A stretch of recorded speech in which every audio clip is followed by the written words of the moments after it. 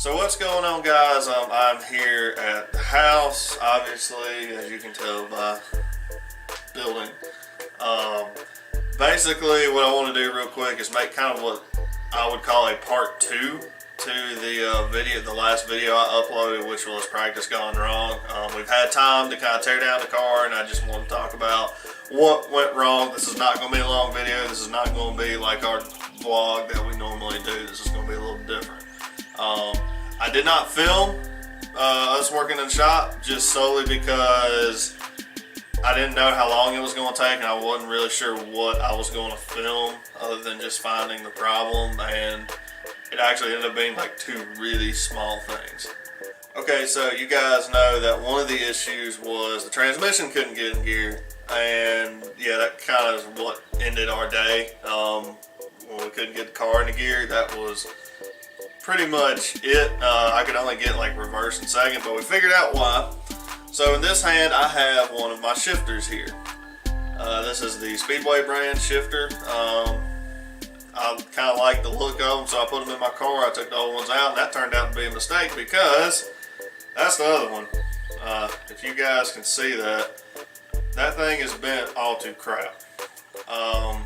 Basically what happened is we have 2 bolts down here. The shifter sit in the car about like this, and the bolts ended up getting caught on each other, and that's what caused the jamming of the gears. That's why I couldn't get, certain gears and whatnot, which wouldn't be a big deal. We'd go back and adjust it, but the big problem is this shifter bent from my hand.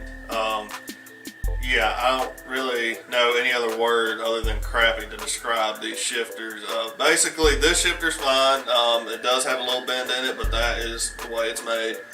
But basically, this one, I can sit here and bend it all kinds of different ways. So yeah, that's crappy. So if you're putting shifters in your car, do not buy Speedway because they're junk.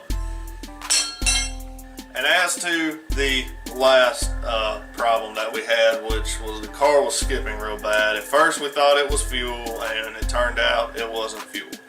So basically in our distributors we have a little plug that goes into the cap. It's the HEI style of distributor, and one of the prongs and the fittings for the wires is very, very loose. I mean, it's bouncing around, it's folded up, it looks corroded.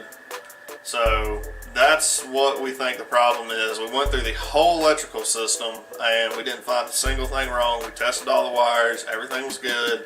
That's the only problem we can find that's causing this skipping, hopefully. Hopefully it's not something more serious, but we won't know until we go back to the track. But any other time the car can rev all the way through, up to like 4,000 or 5,000 RPMs, and it's fine. But only when it's on the track and it has a load under it, which I'm driving, that's what I mean by that, you dirty-minded people. That's the only time it's skipping. So that's what we think it is. We have a whole new distributor in the car. We did go ahead and fix it because we need to move the car today, but it's fixed, so hopefully that will solve our problems and we'll get back out there and go practice. Okay guys, so that is going to do it for this video. Basically, there were 2 small problems. There's no reason to get upset over it. This is racing, this is what happens, but we're getting it fixed. We've got some new parts on the way that we still have to install, but it'll make the car a little bit better. I want to say a huge thank you to Daryl McLaughlin and Caleb McLaughlin for helping us out. They actually came to the track with us, and Daryl was actually in the video rocking the car back and forth, and we were trying to figure out what was wrong with the transmission. They're a humongous help. They also were the ones that put the body on the car. They've helped us so much, and without them we wouldn't be at the track, with a good car. So a huge thank you to them. But basically our plan is, depending on my work schedule, hopefully we get to go back and practice, I think March 2nd. I believe that's a Friday night at Carolina Speedway. If I don't get to make that, we will be at March Madness on Saturday, but we're just planning on running it back and just kind of shaking down the car because we really haven't had a chance to shake it down truly and fully yet. So that's kind of our game plan with that. Like I said, this was just going to be a short video kind of explaining, what we found and what we're going to do to fix it. I didn't film it for obvious reasons. There wasn't that much to film other than us tearing the car apart. So that's why I'm making this video now. So anyways, that's going to do it for this video. If you haven't liked us on Facebook, be sure to go do that. I'll leave a link in the description. If you're not subscribed, consider subscribing so you can get all the updates with our race team. And yeah, we also appreciate you who are already subscribed and liking the videos. Thank you so much, guys. We're hoping to keep growing this channel. So that's going to do it for today. Thank you guys so much. And as always, I will see you in the next video.